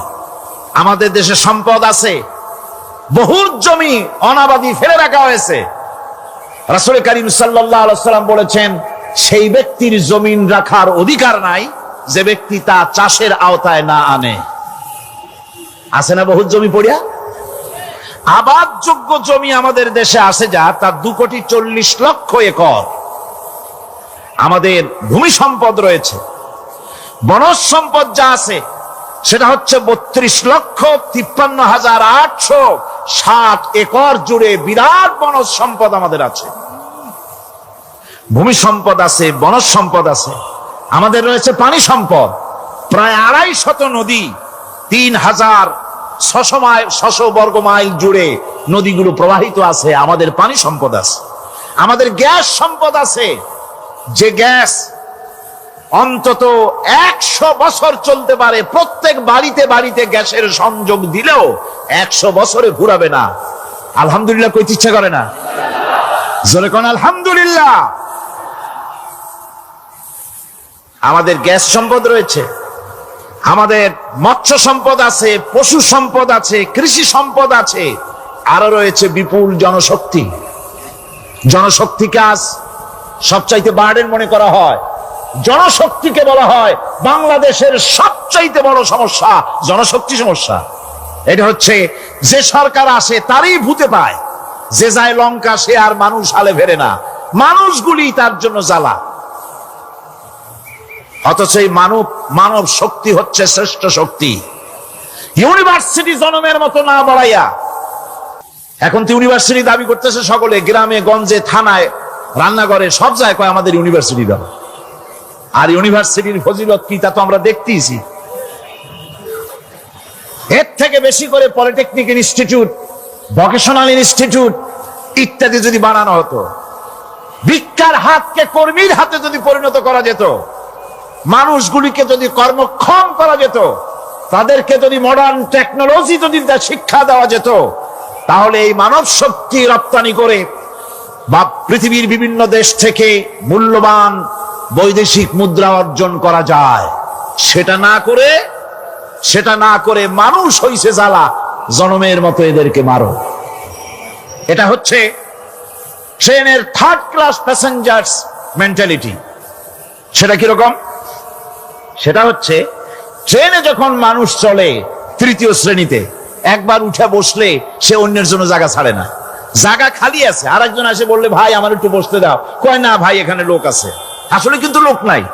আপনি যদি বলেন যে সেই লোক আসলে আমি জায়গা ছেড়ে দেবো, ততক্ষণ তো বসি। আপনি বসলেন, এরপরে আপনি তো বুঝছেন যে লোকটা ফাঁকি দিছে, ওই চিন্তা আপনার মধ্যেও ঢুকবে, আর একজন আসবে, বসার জায়গা আছে, আপনি বলবেন না এখানে জায়গা নাই। ট্রেনের থার্ড ক্লাস প্যাসেঞ্জারদের যে মন মানসিকতা, বর্তমান মুসলিম দেশগুলির সরকার প্রধানেরা ঠিক ট্রেনের থার্ড ক্লাস প্যাসেঞ্জারদের চাইতেও থার্ড ক্লাস। মানব শক্তিকে কাজে লাগাবার চিন্তা না করে উল্টা চিন্তা তারা করছেন। এত সম্পদ থাকা সত্ত্বেও বাংলাদেশ আজ যে অভাব সৃষ্টি হয়েছে তা কৃত্রিম, এবং তা সৃষ্টি হয়েছে এটা এর একমাত্র দায়ী এর জন্য রাজনৈতিক ষড়যন্ত্র। রাজনৈতিক ষড়যন্ত্রের কারণেই এই অভাব সৃষ্টি হয়েছে। গোড়া থেকেই আমাদের দেশটি ষড়যন্ত্রের শিকার। প্রথমে ব্রিটিশ বেনিয়ারা 200 বছর পর্যন্ত গোলামির জিনজির পরিয়ে দিয়েছে। 200 বছর গোলামির পর দ্বিজাতি তত্ত্ব এবং মুসলিম সংখ্যাগরিষ্ঠতার ভিত্তিতে 47-এর আজাদি, তারপর পশ্চিমাদের শোষণ বঞ্চনা থেকে মুক্তি লাভের জন্য 71-এর আজাদি, এরপরে দেশের 90% হচ্ছে মুসলমান। 90% কারা? চিল্লায় বলেন না কারা? পৃথিবীর এই দ্বিতীয় বৃহত্তম মুসলিম জনগোষ্ঠীকে খ্রিস্টান আর ইহুদিরা তারা চেয়েছে জনগণকে খ্রিস্টান বানাতে। আমাদের দেশের জনগণকে তারা চায় খ্রিস্টান বানাতে। যারা কমিউনিস্ট তারা চায় আমাদেরকে নাস্তিক বানাতে। আর পার্শ্ববর্তী দেশের পেইড এজেন্ট যারা আমাদের দেশে আছে তারা চায় পৃথিবীর নিকৃষ্টতম কুফরি মতবাদ, ধর্ম নিরপেক্ষ মতবাদের মাধ্যমে গোটা জাতিকে ধর্ম থেকে দূরে সরিয়ে দিতে চায়। সুতরাং এই ষড়যন্ত্রের শিকার হয়ে আছে বাংলাদেশ। বাংলাদেশের এই আর্থসামাজিক প্রেক্ষাপটে ইসলামের বিধান ছাড়া, আল্লাহর দেওয়া বিধান ছাড়া এর কোনো মুক্তি নাই, এর নাজাতের কোনো পথ নাই। আল্লাহ রাসূল ক্ষমতা আরোহণ করলেন, রাষ্ট্রের মালিক হলেন, প্রেসিডেন্ট হলেন। রাসূলুল্লাহ কি হলেন? আল্লাহর নবী প্রেসিডেন্ট হলেন। সমাজের গরিব দুঃখীদের ব্যাপারে নবীজি বললেন, মান তারাকা মালান ফালওয়ারসাতিহি ওয়া মান তারাকা দিয়ান আও কুল্লা ফালিয়াতিনি ফাইন্না মাওলাহু, রাওয়াহুল বুখারী। নবীজি বলেন, যে ব্যক্তি মারা গেল, মরে যাওয়ার পর তার যে সম্পদ থাকবে, এই সম্পদগুলি সে যে সন্তান, স্ত্রী, পুত্র যাদের রেখে গেছে তা তাদের জন্যে। আর যদি সে ঋণগ্রস্ত, যদি ঋণ অবস্থায় সংসারকে রেখে যে থাকে, তাহলে তার ঋণের বোঝা, ঋণের পরিশোধের দায়িত্ব আমি মুহাম্মদ সাল্লাল্লাহু আলাইহি ওয়াসাল্লাম নিয়ে নিলাম। সমাজের যার কোনো অভিভাবক নাই, তার অভিভাবক আমি মুহাম্মদ সাল্লাল্লাহু আলাইহি ওয়াসাল্লাম। যার কোনো অভিভাবক নাই, সেজন্য আমার কাছে চলে আসে।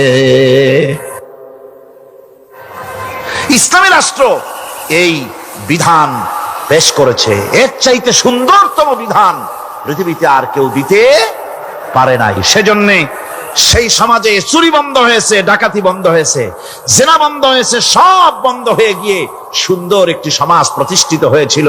আর রাসূল বলেছিলেন, খাইরুল কুরুনে কারনি, সর্বশ্রেষ্ঠ যুগ হলো আমার যুগ। সুবহানাল্লাহ বিহামদিহি।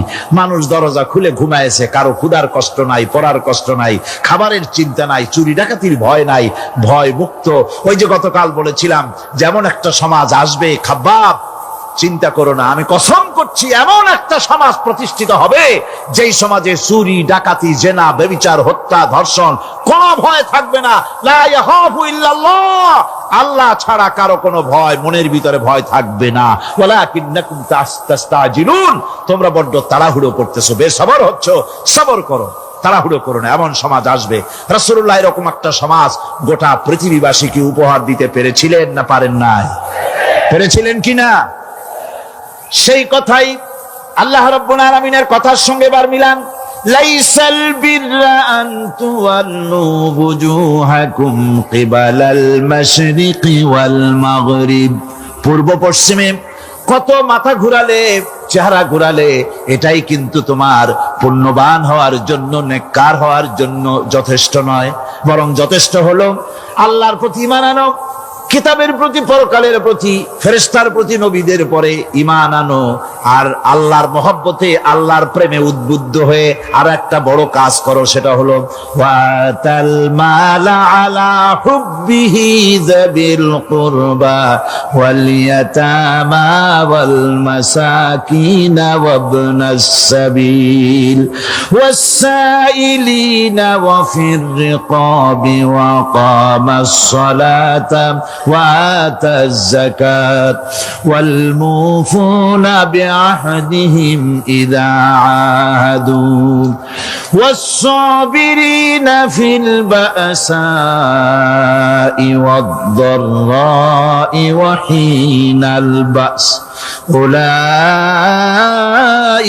الذين صدقوا وأولئك هم المتقون। আরেকটি গুরুত্বপূর্ণ কাজ করতে হবে আল্লাহ পরকালে বিশ্বাস করার সাথে সাথে, সেটা হলো এই, তোমাদের জানের মতো প্রিয় ধন এবং সম্পদকে আল্লাহর মহব্বতে খরচ করতে হবে। সেজদা দিয়ে কপালে দাগ লাগাইছো কিন্তু প্রতিবেশীকে সাহায্য করো নাই, গরিবদেরকে দাও নাই, এতিমকে দাও নাই, বোনকে ঠকাইছো, মেয়েকে ঠকিয়েছো, তোমার ওই সেজদায় কিয়ামতে কাজ দিবে না। প্রকৃতপক্ষের নেককার পুণ্যবান হওয়ার জন্য গরিব জনসাধারণকে সহযোগিতা করতে হবে। এরপরে মাঝখান থেকে যেটা বাদ দিয়েছিলাম, বলেছিলাম নামাজ এবং যাকাত। আমি যাকাতটা কালকে আগে নিয়ে এসেছিলাম, নামাজটা ছিল আগে। সেই নামাজটা যেহেতু আলাদা একটা বিষয় হবে আর যাকাতটা সদকার সাথে সামঞ্জস্য আছে, সেই জন্য যাকাত আর সাদাকার কথাটা একসঙ্গে মিলাই বলেছিলাম। এখন শুরু করছি নামাজ। সালাত, সালাত এর আবিধানিক অর্থ হচ্ছে কোন জিনিসের দিকে মুখ ফিরানো। সালাতের অর্থ হচ্ছে নিকটবর্তী হওয়া, মুখ ঘুরানো, মুতাওয়াজ্জা হওয়া। ওই যে হযরত ইব্রাহিম আলাইহিস সালাম বলেছিলেন, ইন্নী ওয়াজ্জাহতু ওয়াজহিয়া লিল্লাযী ফাতারাস সামাওয়াতি ওয়াল আরদ। জানেন আপনারা? পড়েন, ইন্নী ওয়াজ্জাহতু ওয়াজহিয়া লিল্লাযী ফাতারাস সামাওয়াতি ওয়াল আরদা হানিফা ওয়া মা আনা মিনাল মুশরিকিন। নিশ্চয় আমার মুখ ঘুরায় দিলাম কার দিকে? যিনি আকাশ এবং জমিনের স্রষ্টা, সব কিছুর মালিক যিনি, তার দিকে আমি মুতাওয়াজ্জা হলাম। নামাজের অর্থই হচ্ছে মুতাওয়াজ্জা হওয়া, মুখ ঘুরিয়ে দেওয়া, চেহারা ঘুরিয়ে দেওয়া।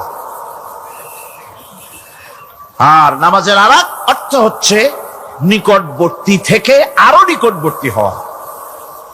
আমরা কি নিকটবর্তী হতে চাই? না বুঝলে কবেন কি? নিকটবর্তী হইতে চাই কার? আল্লাহ। আমরা কি আল্লাহর নিকটবর্তী হতে চাই? আল্লাহ রাব্বুল আলামিন বলেন, নিকটবর্তী হতে হলে ওয়াসজুদ ওয়াকতারিব, সেজদা দাও আর সেজদার মাধ্যমে আমার নিকটবর্তী হয়ে যাও। সেজদা দিলেই আল্লাহর নিকটবর্তী হওয়া যায়। কোন সুবহানাল্লাহ। সাহাবী, আল্লাহ নবীর সাহাবী প্রশ্ন করেছেন, নবীজি বান্দা কখন আল্লাহর নিকটবর্তী হয়ে যায়? নবীজি বলেছেন, বান্দা যখন সেজদা দেয় তখন আল্লাহর বান্দার মাঝে কোনো হিজাব থাকে না, একদম আল্লাহ পাকের নিকটবর্তী হয়ে যায় বান্দা যখন সেজদায় পড়ে যায়। সুতরাং নামাজ হচ্ছে নিকটবর্তী হওয়া, সালাত এটা হচ্ছে নিকটবর্তী হওয়া। নামাজ ফরজ হওয়ার কারণ হচ্ছে এই যে মানুষ আল্লাহর বান্দা বা গোলাম হিসেবে সৃষ্টি হয়েছে, তাই একমুখী হয়ে রবের বন্দিগি করা এটা হচ্ছে তার স্বাভাবিক একটা প্রকৃতি।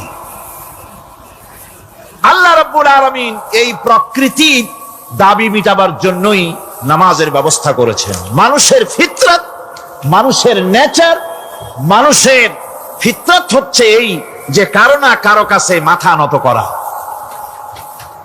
হাত জোড় করা, মাথা নত করা, সার্বভৌমত্বের মালিক কাউকে মনে করা। হাত জোড় করতে হলে, মাথা নত করতে হলে, সার্বভৌমত্বের মালিক হিসেবে কাউকে গ্রহণ করতে হলে আল্লাহর বিকল্প কেউ আছে নাকি? ইসলামের মূল দাওয়াতটা হলো ফিতরাত অনুযায়ী দাওয়াত দেওয়া হয়েছে, মানুষ যেন মাথা নত করে, গোলামি করে। এজন্য আল্লাহ রাব্বুল আলামিন বলেছেন যে আমি মানুষ এবং জিনকে সৃষ্টি করেছি, তার কারণটাই হলো মা খালাকতুল জিন্না ওয়াল ইনসা ইল্লা লিয়াবুদুন। মানুষ আর জিন জাতিকে সৃষ্টি করা হয়েছে ইবাদতের জন্য, গোলামির জন্য। ইবাদত আর গোলামি এটাই করতে হবে, গোলামি করতে হবে, দাসত্ব করতে হবে। আর এই দাসত্ব, আল্লাহর আনুগত্য, এই গোলামির দাওয়াত দিয়েছেন দুনিয়ার সব নবীরা।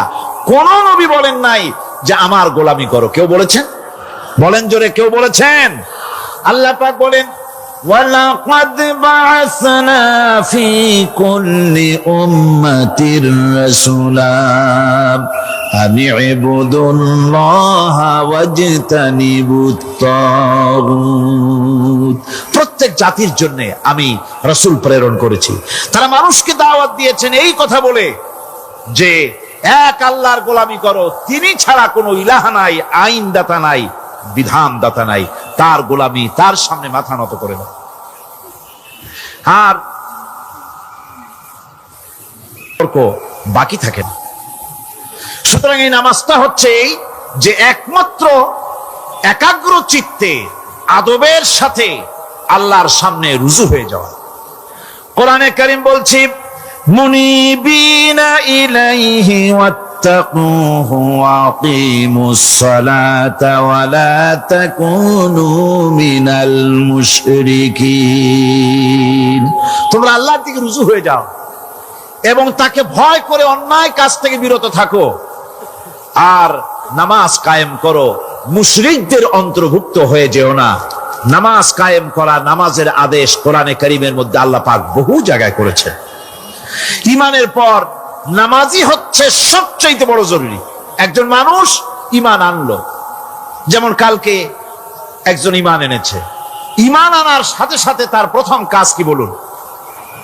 বলেন প্রথম কাজ কি? ফজরের নামাজের আগে একজন ইসলাম কবুল করলেন, তার প্রথম দায়িত্ব নামাজকে আদায় করে দেওয়া, ফজরের নামাজ পড়া। জোহরের আগেই কেউ ঈমান আনলো, তার প্রথম দায়িত্ব জোহরের নামাজ আদায় করা। আসরের নামাজের আগে ঈমান এনেছে, তার প্রথম দায়িত্ব হলো আসরের নামাজ আদায় করা। তার মানে হলো ঈমান আনার পর একজন ঈমানদারের প্রথম দায়িত্ব হচ্ছে নামাজ। গুরুত্বপূর্ণ বিষয়, খুব ভালো করে শুনতে হবে, ইয়াদ রাখতে হবে প্রত্যেকটি মুসলমানের। এই নামাজ কি জিনিস, কেমনে আদায় করতে হবে, আদায় না করলে কি হবে, গুরুত্বপূর্ণ এই কথাগুলি প্রত্যেকের স্মরণ রাখতে হবে। হযরত মূসা আলাইহিস সালামকে আল্লাহ রাব্বুল আলামিন ওহী প্রদান করলেন। যেদিন ওহী দিলেন, ওহী দিয়ে সেই মুহূর্তে আল্লাহ পাক তাকে শোনালেন ইন্নানি আনাল্লাহ লা ইলাহা ইল্লা আনা ফা'বুদনি ওয়া আকিমিস সালাতা লিযিকরি। নিশ্চয়ই আমি আল্লাহ, আমি ছাড়া কোনো ইলাহ নাই, আমার গোলামি করো, আমার দাসত্ব করো, আর আমার শরণার্থে নামাজ কায়েম করো। নামাজ নামাজ নামাজ কায়েম করতে হবে, এটাই হচ্ছে ইমানের সবচেয়ে বড় দাবি। অন্যত্র আল্লাহ পাক বলছেন কুল ইন্না হুদাল্লাহি হুয়াল হুদা ওয়া উমিরনা লিনুসলিমা লিরাব্বিল আলামিন। হে নবী বলুন, প্রকৃতপক্ষে আল্লাহর হেদায়েত হচ্ছে সঠিক হেদায়েত। সত্যিকারের হেদায়েত কার হেদায়েত? আল্লাহ পাকের হেদায়েত। এবং তার পক্ষ থেকে নির্দেশ করা হয়েছে যে সারা জাহানের মালিকের সামনে মাথা নত করে দাও। মাথা নত করবেন কার কাছে? আল্লাহ পাকের কাছে।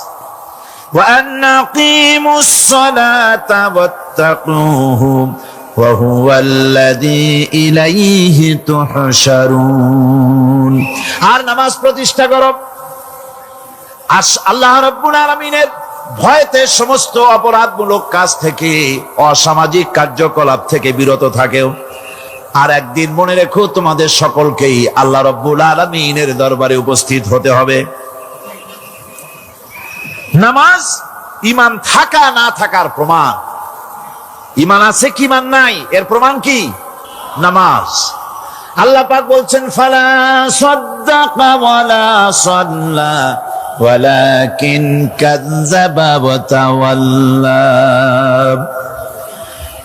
কিন্তু না সে সত্য মেনে নিল, আর না সে সালাত আদায় করলো, বরং সত্যকে মিথ্যা মনে করে ফিরে গেল।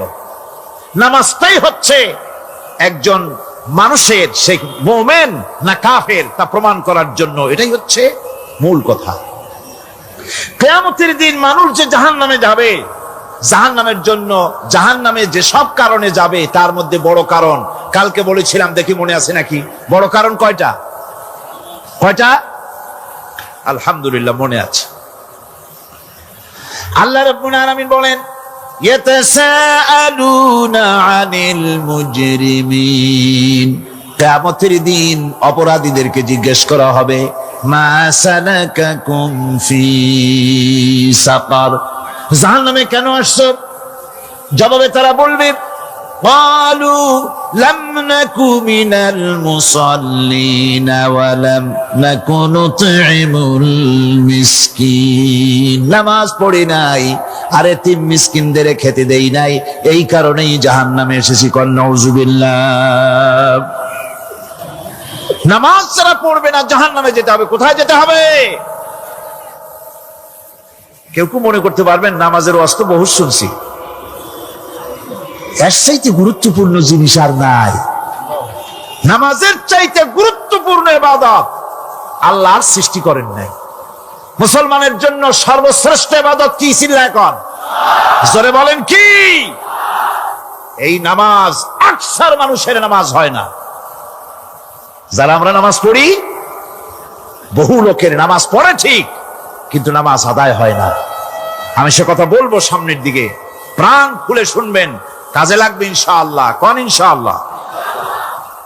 আকীদাগত দিক থেকে ঈমান হলো তাওহীদের স্বীকৃতি, আর আমলের দিক থেকে নামাজ হচ্ছে তাওহীদের বহিঃপ্রকাশ। আপনি মুসলমান তা প্রমাণ হবে নামাজ দিয়ে। নামাজহীন ঈমানের দাবি মূল্যহীন। যার নামাজ নাই তার ঈমানের দাবি করার কোনো মূল্যই নেই। অনেক এরকম কথা বলে, হুজুর আমি মানুষটা নিতান্ত খারাপ না, যাই মনে করেন, গ্রামে রাস্তা বানাইছি, ব্রিজ করে দিয়েছি, কালভার্ট করেছি, এতিম মিসকিনদের তাও মাঝে মধ্যে খাবার দেই। নামাজ হচ্ছে ইসলামের গণ্ডির মধ্যে প্রবেশের প্রমাণ। কোরআনে কারীম বলছে, ফাইন তাবু ওয়া আকামুস সালাতা ওয়া আতাউজ যাকাতা ফাইখওয়ানুকুম ফিদ্দীন। সূরা তাওবা এসেছে। তারা যদি তওবা করে আর নামাজ কায়েম করে, যাকাত যদি আদায় করে, তাহলে এখন তোমাদের সে দ্বীনি ভাই, এখন ভাই হয়ে গেল। একটু আগে ছিল কাফের মুশরিক, এখন তোমার দ্বীনি ভাই। দ্বীনের গণ্ডির মধ্যে প্রবেশ করা, কলেমা পড়ার সাথে সাথেই নামাজ। নামাজ হচ্ছে দ্বীনের প্রধান গেট, দ্বীনের প্রধান তোরণ। দ্বীনের মধ্যে প্রবেশ করার জন্য এই গেট দিয়ে প্রবেশ করতে হবে। সুতরাং এই নামাজের এতই গুরুত্ব দেওয়া হয়েছে। ইসলাম যদি ক্ষমতায় আসে, আল্লাহ যেন এনে দেন, জোরে কোন আমিন। ইসলাম যদি ক্ষমতায় এসে যায়, রব্বুল আলামিন তাফসীরের মাহফিল, কোরআন সামনে নিয়া আশা করে তোমার দরবারে দোয়া করি, এই বিশাল জনসমুদ্রের দোয়া কবুল করো মাবুদ গো, এই বাংলাদেশকে ইসলামের দেশ বানাইয়া দাও। দেশটা যদি ইসলামের হয়ে যায়, আইন যদি আল্লাহর হয়, শাসন যদি সৎ লোকেরা করে, রব্বুল আলামিন কোরআন শরীফে বলেন, তাহলে তারা 4টা কাজ করবে। আল্লাযীনা ইম মাক্কান্নাহুম ফিল আরদ أقاموا الصلاة وآتوا الزكاة وأمروا بالمعروف ونهوا عن المنكر। মুমিনেরা ক্ষমতায় এসে প্রথম যে কাজটা করবে, প্রথমে ক্ষমতায় এসেই নামাজ বাধ্যতামূলক করবে। প্রথম কি? ওয়াজ নসিহতে অনুরোধ করা হবে না, বাবাজিরা আল্লাহর রাস্তায় নামাজটা পড়ে না।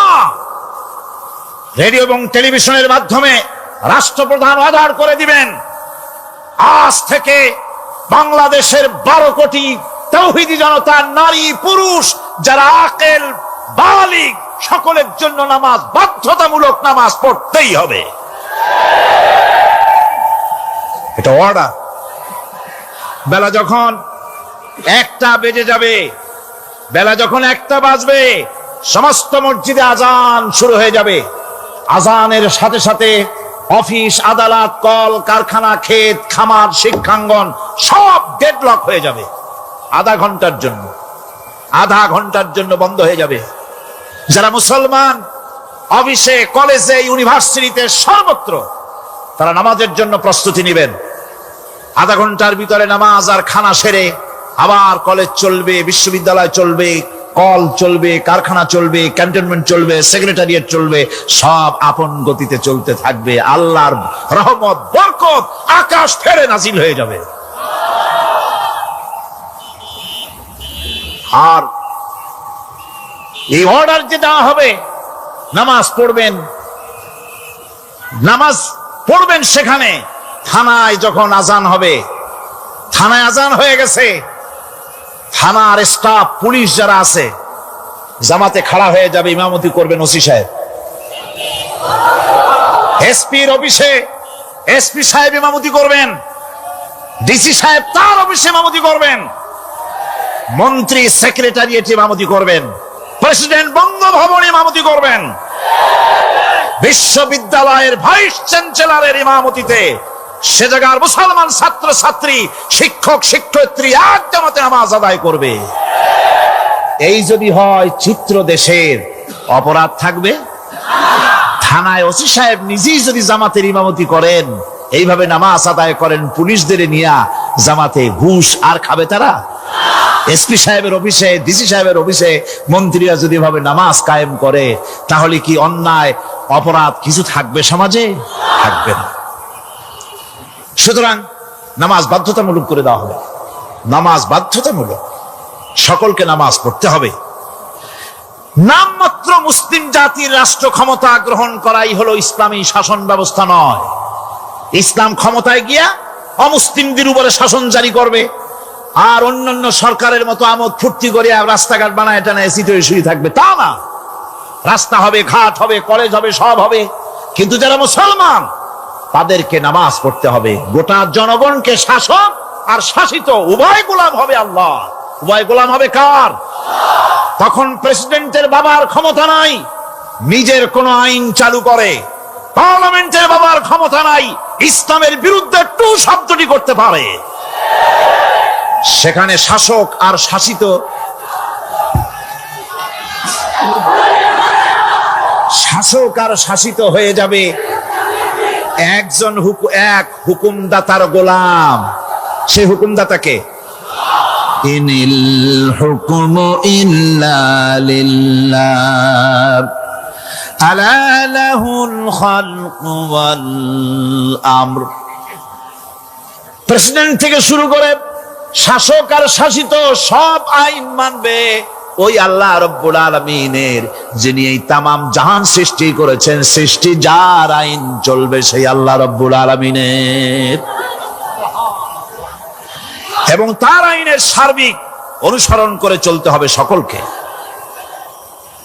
এক কথায় ইসলামী সরকারের সমস্ত ক্ষমতা ব্যয় হবে নামাজ কায়েম করা আর যাকাত আদায় করার ব্যাপারে।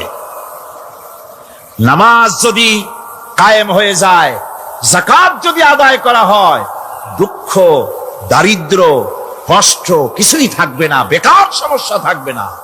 সমস্ত বেকারদেরকে চাকরি না পাওয়া পর্যন্ত বেকার ভাতা দেওয়া হবে। বুড়ো মানুষেরা যখন বুড়ো হয়ে যায়, ছেলের কাছে আদর নাই, বউর কাছে কদর নাই, আর ছেলে বউ বদদোয়া করতে থাকে, বুড়ারা মরে না কেন? আছে না আমাদের সমাজ? ইসলামী সরকার এলে পরে এই বৃদ্ধ মানুষদের ব্যবস্থা করা হবে, তাদের প্রতি এই ধরনের অসদাচরণ কেউ করতে সাহস পাবে না। সুতরাং নামাজ প্রতিষ্ঠা এবং যাকাত আদায় হলেই সমাজের অন্যায় অবিচার যা আছে তার 12 আনাই বিলুপ্ত হয়ে যাবে। কোন আলহামদুলিল্লাহ। তখন চাকরিতে প্রমোশন হবে নামাজের ভিত্তিতে। এখন প্রমোশন হয় কে কত ঘুষ খাইতে পারে, কে কত সরকারের দালালি করে বিবেকের বিরুদ্ধে বিরোধী দলকে বেশি করে পেটাতে পারে, এর উপরে ভিত্তি করে প্রমোশন হয়। ইসলামী সরকার যখন আসবে, ইসলামী সরকার যখন প্রতিষ্ঠিত হয়ে যাবে, তখন চাকরির প্রমোশন নির্ভর করবে তার সুন্দর চরিত্র আর নামাজের পাবন্দির উপরে ভিত্তি করে। সমাজে দুঃখ দুর্দশা থাকবে, যেরকম থাকবে থাকবে। আমার ভাইয়েরা, নামাজ হচ্ছে আল্লাহ রাব্বুল আলামিনের সাহায্য লাভের একমাত্র মাধ্যম। আল্লাহর কাছে যদি সাহায্য পেতে চাই তাহলে নামাজ লাগবে। লাগবে কি কোন?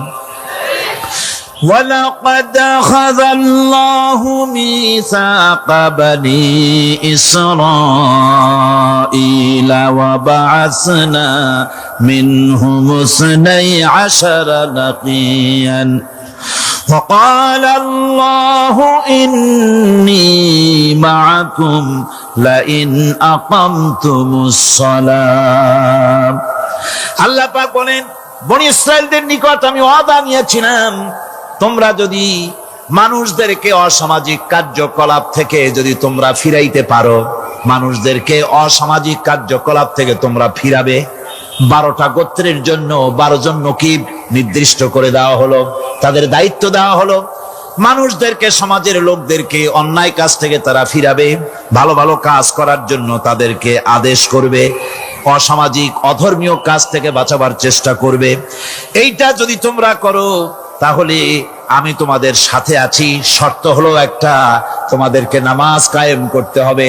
নামাজ যদি কায়েম করো আমার মদদ তোমাদের জন্য অবধারিত হবে। নামাজ প্রতিষ্ঠা করলেই আল্লাহর সাহায্য লাভ করা যায় জীবনের সকল ক্ষেত্রে। নামাজ হচ্ছে অপকর্মের প্রতিবন্ধক। নামাজ পড়লে অন্যায় কাজ থেকে বাঁচার পর, অন্যায় থেকে বাঁচাই কিসে? নামাজ।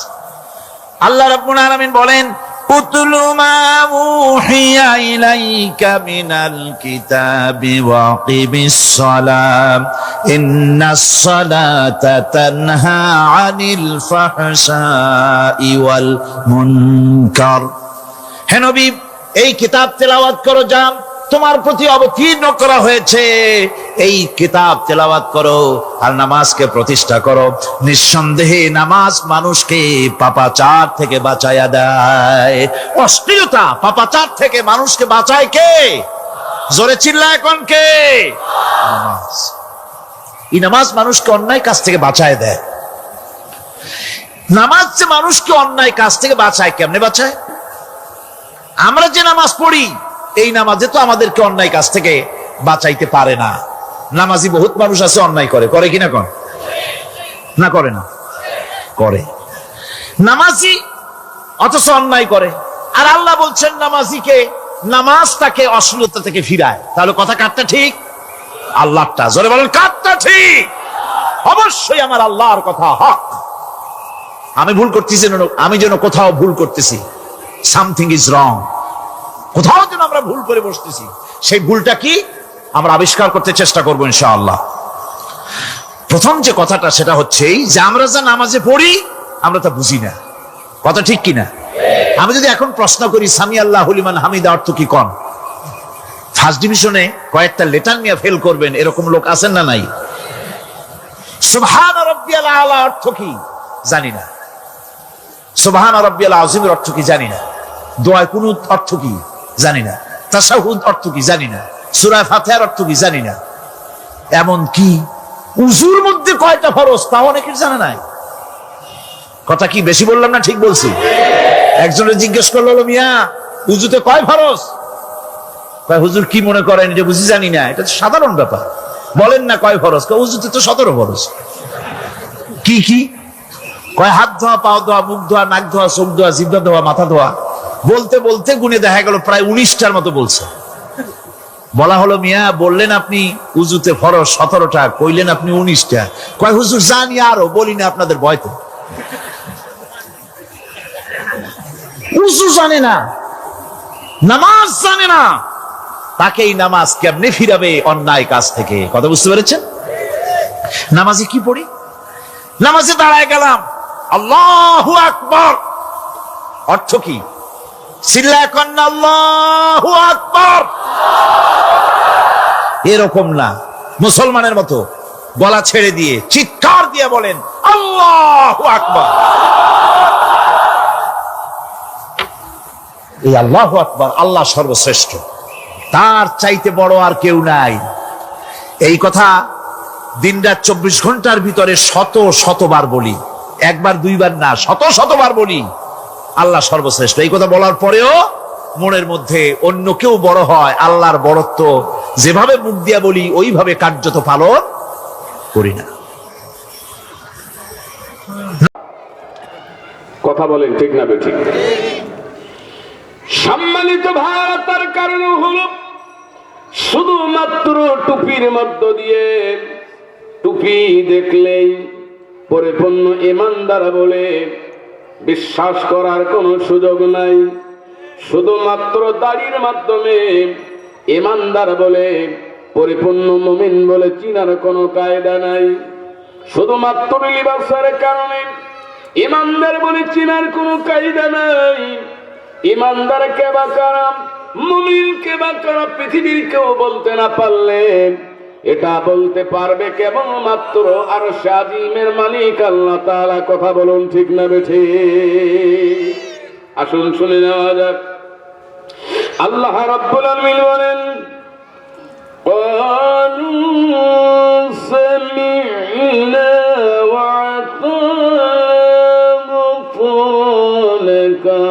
রাব্বানা রাব্বানা ওয়া ইলাইকাল মাসীর।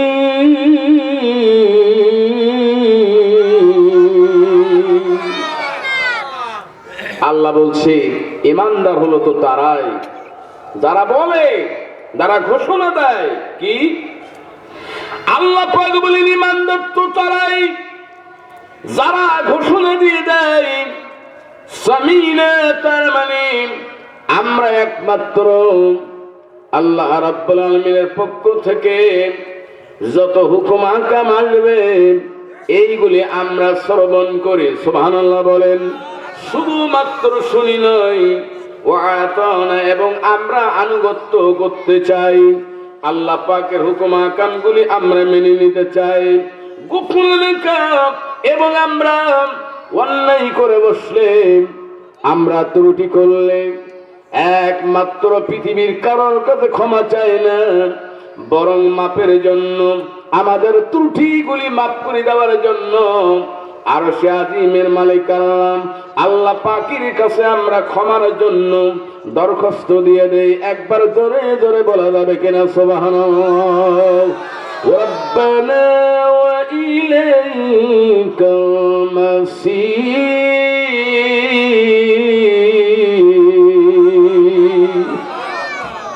কেন?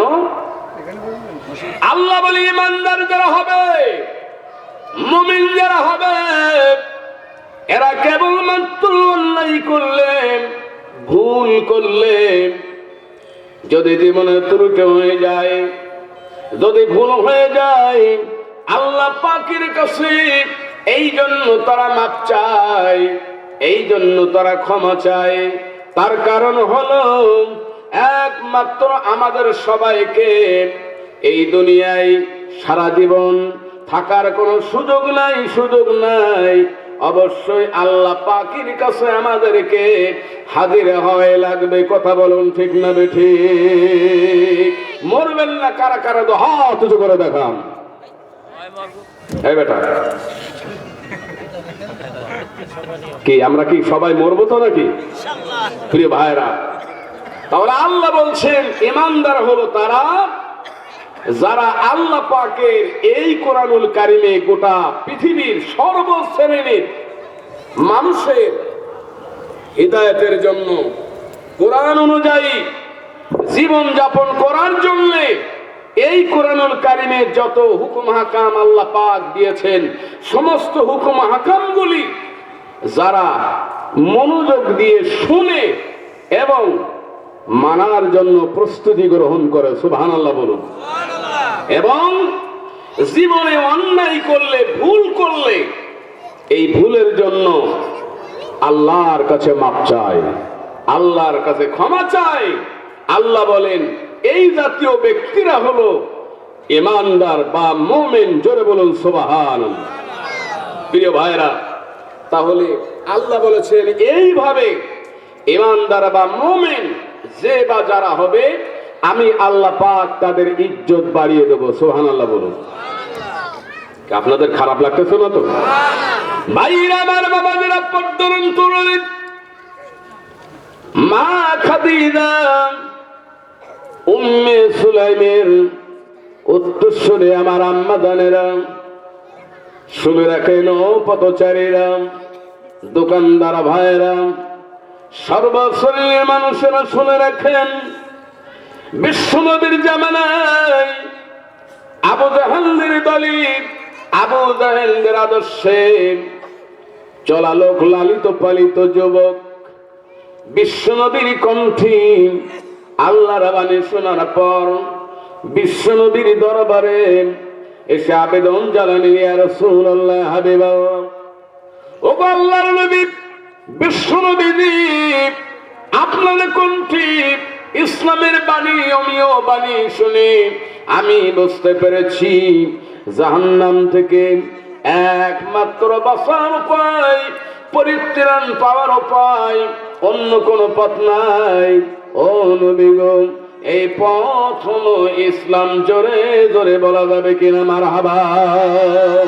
ও নবী, এই জন্য আর দেরি করা যাবে না, আমাকে আপনি পড়িয়ে দিন ইমানের কালেমা লা ইলাহা ইল্লাল্লাহ মুহাম্মাদুর রাসূলুল্লাহ।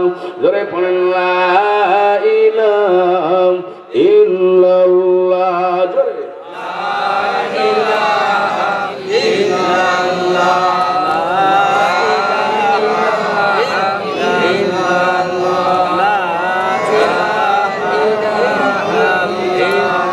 পাখির গানে গানে হাওয়ার কানে কানে ওই নামেরি সুর শোনা যায়, বল শুধু ইল্লাল্লাহ, লা ইলাহা ইল্লাল্লাহ, লা ইলাহা ইল্লাল্লাহ, লা ইলাহা ইল্লাল্লাহ, লা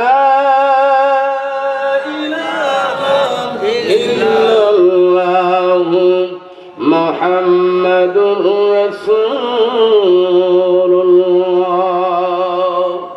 বিশ্বনবী বললেন, হে যুবক, ঈমান এনেছো, ঈমান আনা সহজ, কিন্তু ঈমান ধরে রাখা কঠিন।